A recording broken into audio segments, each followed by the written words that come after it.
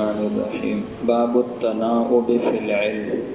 حدثنا ابو اليمان قال اخبرنا شعيب عن الزهري قال وقال ابن وهب اخبرنا يونس عن ابن شهاب عن عبيد الله بن عبد الله بن ابي ثور عن عبد الله بن عباس رضي الله عنهما عن عمر رضي الله عنه قال كنت انا وجار لي من الانصار في بني اميه بن زيد وهي من عوالي المدينه وكنا نتناوب النزول على رسول الله صلى الله عليه وسلم ينزل يوما وأنزل يوما فإذا نزلت جئته بخبر ذلك اليوم من الوحي وغيره وإذا نزل فعل مثل ذلك فنزل صاحب الأنصاري يوم نوبته فضرب بابي ضربا شديدا فقال أثم هو ففزعت فخرجت إليه فقال قد حدث أمر عظيم فدخلت على حفصة فإذا هي تبكي فقلت أطلقكن رسول الله صلى الله عليه وسلم قالت لا أدري ثم دخلت على النبي صلى الله عليه وسلم فقلت وأنا قائم أطلقت نساءك قال لا فقلت الله أكبر. تناؤب فی العلم یہ ایک عنوان ہے جس کا مطلب ہے کہ علم حاصل کرنے میں باری لگانا، یعنی شریعت یہ کہتی ہے کہ علم دین کو اہتمام سے اہمیت کے ساتھ سیکھا جائے، لیکن اس کے ساتھ اپنی اہم ضروری مصروفیات کو بھی پیش نظر رکھا جائے۔ اللہ تعالیٰ نے ہر انسان پر دنیاوی، دینی، گھریلو، معاشی ذمہ داریاں رکھی ہیں۔ ان ذمہ داریوں کا پورا کرنا بھی آدمی کے ذمہ ضروری ہے، تو انسان اپنی ذمہ داریوں کو پورا کرتے ہوئے اپنے حالات کے اعتبار سے جتنا وقت علم دین سیکھنے کے لیے نکال سکتا ہے وہ نکالے۔ اگر کوئی آدمی روزانہ کی بنیاد پر علم دین نہیں سیکھ سکتا تو اس کی ایک صورت یہ ہے کہ وہ کسی ساتھی کے ساتھ معاملہ کر لے اور دونوں اپنی اپنی باری مقرر کر لیں۔ یہ ہے تناؤب۔ ایک دن ایک ساتھی جا کر سبق پڑھے، دینی مسائل سیکھے اور واپس آ کر اپنے دوسرے ساتھی کو وہ باتیں بتلائے۔ دوسرے دن دوسرا ساتھی جائے، وہ دین کی باتیں سیکھے اور اس کے بعد واپس آ کر اپنے اس ساتھی کو جو کل گیا تھا آج نہیں جا سکا اس دن کی نئی باتیں بتلائے۔ حضور کریم صلی اللہ تعالیٰ علیہ وسلم نے اس طریقے سے بھی صحابہ کو سکھایا اور صحابہ نے اس طرح بھی علم حاصل کیا۔ اب بتائیے آج ہم کہتے ہیں کہ ہمارے پاس دین سیکھنے کا وقت نہیں ہے، اس چیز میں کیا مشکل ہے کہ آدمی روزانہ دین نہ پڑھے، روزانہ دین نہ سیکھے، ایک دن بیچ کر کے تھوڑا سیکھ لے، ایک ساتھی کے ساتھ معاملہ طے کر لے، ایک دن وہ جائے ایک دن آپ جائیں اور روز کی باتوں کو محفوظ کر کے ایک دوسرے کو بتا دیا کرے۔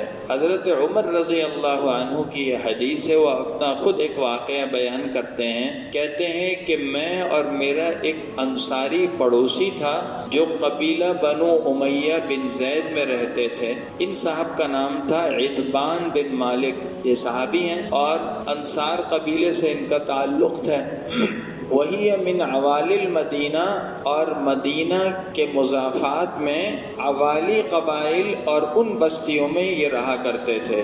مدینہ منورہ سے ذرا اوپر کی طرف، بالائی کی طرف کچھ بستیاں تھیں، ان کو عوالی کہتے تھے۔ یہاں جو قبائل آباد تھے اس میں ایک قبیلہ تھا بنو امیہ بن زید۔ حضرت عمر رضی اللہ عنہ وہاں رہتے تھے اور وہاں کے ایک پڑوسی حضرت عمر رضی اللہ عنہ کے پڑوسی بھی تھے اور ان کے دوست بھی تھے۔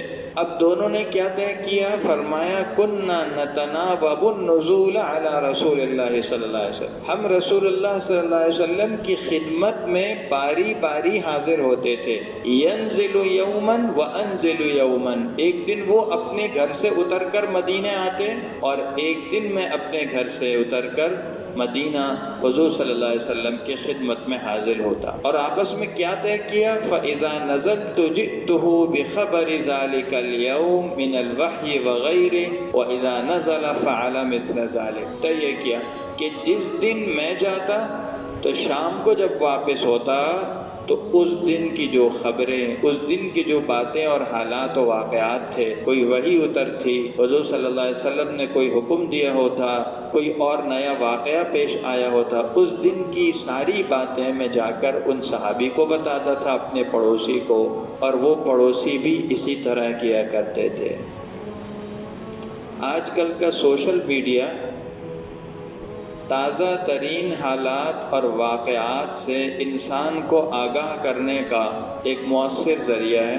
حدیث کے اس جملے میں ہمارے لیے پیغام ہے کہ جس طرح ہماری توجہ حالات و واقعات میں سیاسی تجزیوں کی طرف اور دوسری انتظامی باتوں کی طرف، تحریکی کاموں کی طرف، یہ اور بہت ایسی سرگرمیوں کی طرف ہو جاتی ہے جن کی بسا اوقات کوئی خاص افادیت نہیں ہوتی، تو ہمیں چاہیے کہ روز مرہ کی خبروں میں سب سے زیادہ توجہ دینی خبروں کو دیں۔ کیا کہا؟ جئت بخبر ذالک اليوم من الوحی وغیرہ۔ صحابہ کرام کے اہم خبریں کیا ہوتی تھیں کہ آج اللہ کے نبی پر کیا نئی وحی آئی، اللہ کے نبی نے کیا نیا حکم دیا، کیا نصیحت کی۔ تو یہ صحابہ کا مزاج تھا، جو کوئی دینی بات پیش آتی، کوئی نئی ہدایت دینی حوالے سے آتی، وہ ان کی خبروں کا اور ان کی دلچسپیوں کا محور ہوتی تھی، اور اس کی طرف ان کو سب سے زیادہ توجہ ہوتی تھی، اور وہ پھر اپنے گھر جا کر اور اپنے پڑوسی کو جا کر بتاتے تھے۔ اگر آج معاشرے میں ہمارا یہ مزاج بن جائے کہ ہم مسجد سے اور دینی مراکز سے دین کی جو بات سیکھیں، اس کو اپنی خبروں کا اور اپنی معاشرتی سرگرمیوں کا اہم حصہ بنائیں۔ خبریں تو بہت چلتی ہیں نا، آپ نے دیکھا ہوگا سوشل میڈیا میں، لیکن اپنی دلچسپیوں اور اپنی توانائیوں کا مرکز دینی خبروں کو بنائیں۔ وہ دینی خبریں اور وہ دینی باتیں جو دین کی جگہوں پر، مسجدوں میں اور دینی پروگراموں میں ہوتی ہیں، اور پھر اس کو نقل کریں مستند انداز میں، اور خاص طور پر اپنے گھر میں جا کر وہ بات بتائیں، تو آپ دیکھیں کتنی تیزی سے معاشرے کے اندر تبدیلی آ جائے گی۔ پھر آپ کو کسی تحریک کی ضرورت نہیں ہے، کسی سیاسی پارٹی کی ضرورت نہیں ہے، کسی دوسری تنظیم کی ضرورت نہیں ہے، کسی جلسے کی اور جلوس کی ضرورت نہیں ہے۔ یہ بہت آسان اور خاموش انداز ہے گھروں میں اور معاشرے میں مؤثر تبدیلی کا، اور خود حضور صلی اللہ تعالیٰ علیہ وسلم کی احادیث میں اس کی بڑی تاکید ہے۔ صحابہ جو حضور صلی اللہ علیہ وسلم سے سیکھتے تھے تو حضور فرماتے تھے گھر جاؤ وَأَخْبِرُوا مَنْ وَرَاءَكُمْ، اور جو دوسرے لوگ بیٹھے ہیں تمہارے گھر میں، خاندان میں، قبیلے میں، ان کو یہ ساری باتیں بتاؤ دین کی، تاکہ دین ان تک بھی پہنچے اور پھر ان کے ذریعے سے آگے پہنچے۔ میرے عرض کرنے کا مقصد یہ ہے کہ ہمارے یہاں آج ایک دین کے محفوظ کرنے اور دین کے پھیلانے کا ایک محدود تصور ہے۔ وہ کیا ہے کہ جس نے دین سیکھنا ہو وہ مدرسے جائے، یہی تصور ہے، جس نے دین پڑھنا ہو وہ مدرسے جائے۔ حالانکہ اگر گھروں کے اندر دینی مذاکرے کا سلسلہ اور دین کی باتوں کی تعلیم شروع ہو جائے تو ہر گھر اس طرح مدرسہ بن سکتا ہے۔ تو یہ سرگرمیاں تھیں صحابہ کی۔ جئتہ بخبر ذالک اليوم، وہ جو بات سنتے تھے فوراً اپنے ساتھیوں کو بتا دیتے، ان تک منتقل کرتے تھے، اور وہ ان باتوں کو مزید آگے پہنچاتے تھے۔ اس طرح یہ باتیں خود بخود معاشرے میں، سوسائٹی کے اندر پھیل جایا کرتی تھی۔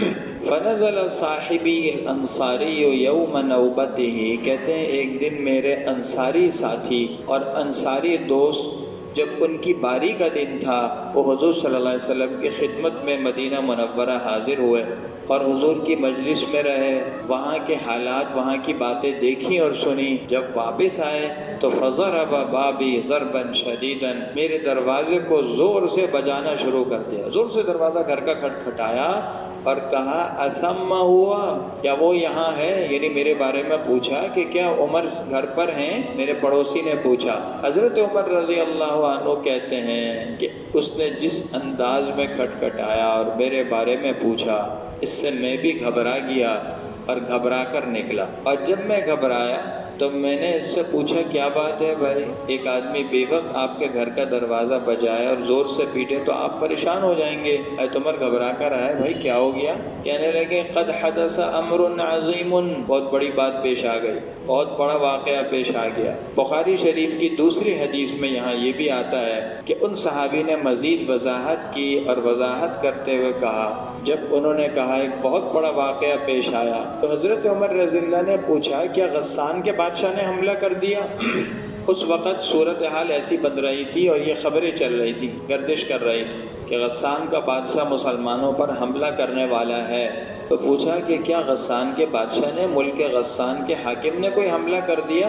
انہوں نے کہا نہیں، اس سے بڑا واقعہ ہو گیا، اللہ کے نبی نے اپنی ازواج مطہرات کو طلاق دے دی۔ جب انہوں نے یہ بات کہی حضرت عمر رضی اللہ عنہ پریشان ہوئے، فدخلت علی حفصۃ فاذا ہی تک، فوراً اپنی بچی کی فکر ہوئی۔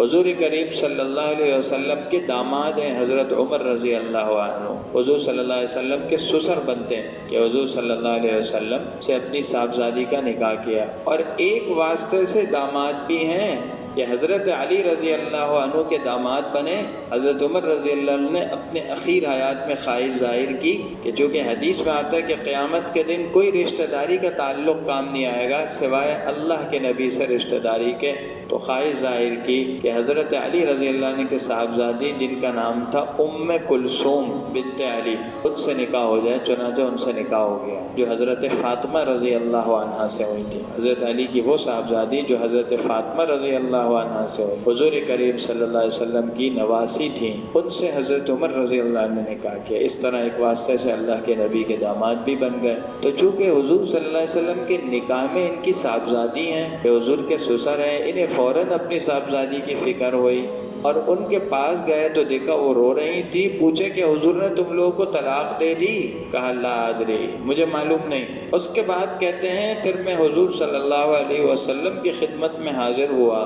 بخاری شریف میں دوسری جگہ بہت تفصیلی واقعہ ہے کہ ایک عجیب سا غم کا ماحول تھا مسجد نبی میں، صحابہ بھی رو رہے تھے، پریشان تھے، اور حضور صلی اللہ علیہ وسلم ازواج سے الگ اوپر ایک کمرے میں آپ نے قیام فرمایا ہوا تھا۔ اسی بات پر ازواج مطہرات سے ناراضگی ہوئی اور اللہ کے نبی نے انہیں نصیحت کے لیے، سمجھانے کے لیے وقتی طور پر ان سے علیحدگی اختیار فرمائی۔ تو حضرت عمر رضی اللہ عنہ جب حضور صلی اللہ علیہ وسلم کی خدمت میں حاضر ہوئے تو کھڑے کھڑے پوچھا اطلقت نساءک، کیا آپ نے اپنی ازواج کو، اپنی بیویوں کو طلاق دے دی؟ حضور نے فرمایا نہیں، طلاق نہیں دی، علیحدگی اختیار کی تھی، مصلحتاً طلاق نہیں دی تھی۔ قلت اللہ اکبر، کہتے ہیں میں نے خوشی میں اور تعجب میں کہا اللہ اکبر۔ خوشی بھی تھی کہ بچی کو طلاق نہیں ہوئی، اور تعجب اس بات پر تھا کہ ان پڑوسی نے اتنی بڑی بات بغیر تحقیق کے کہہ دی۔ انہوں نے یہی بات سنی تھی کہ حضور نے ازواج کو، بیویوں کو طلاق دے دی، تو انہوں نے یہی بات نقل کی، لیکن تحقیق سے پتہ چلا کہ حضور نے طلاق نہیں دی تھی۔ تو اس میں ایک پیغام یہ بھی ہے کہ کسی خبر کی جب تک کوئی تحقیق نہ ہو اس وقت تک اس کو آگے نقل نہ کیا جائے۔ ہمارے معاشرے کی ایک کمزوری یہ بھی ہے، خصوصاً آج کے سوشل میڈیا کے اس دور میں، کہ ہم بہت سی باتیں بغیر تحقیق آگے نقل کرتے ہیں، اور وہ لوگوں میں کنفیوژن کا، انتشار پیدا ہونے کا، تشویش کا اور پریشانی بڑھنے کا سبب بن جاتا ہے، اور ہمیں اس بات کا احساس ہی نہیں ہوتا کہ ہم اس خبر کو آگے چلا کر یا پھیلا کر کتنے گناہوں کے مرتکب ہو گئے۔